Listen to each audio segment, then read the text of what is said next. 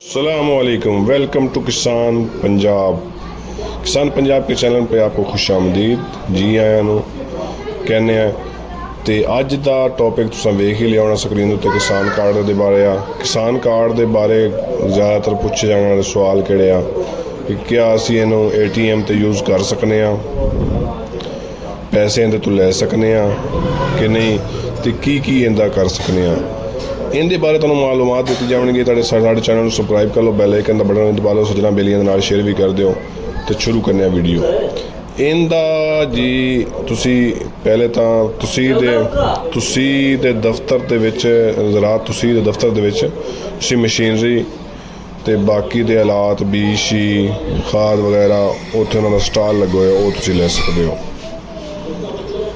तो ये सिर्फ 1 साल की मुद्दत वास्ते बनया, 1 साल के बाद एक्सपायर हो जाएगा।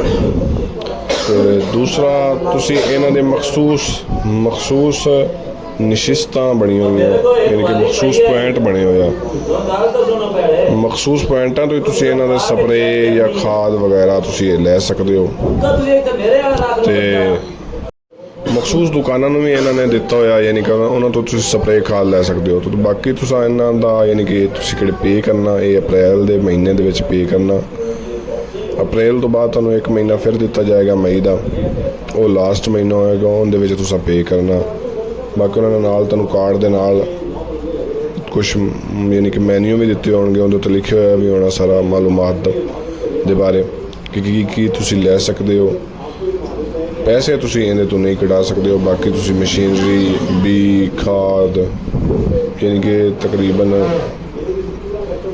जितने तुहाडे पैसे तुहानूं मैसेज आ गए होने 1 लाख यानी कि एक मेरे दोस्त होंदा आया उसी मैसेज 1,45,000 तुहाडे अकाउंट च आ गया, उहदा तुसी हर शै लै सकते हो। Thank you so much for watching my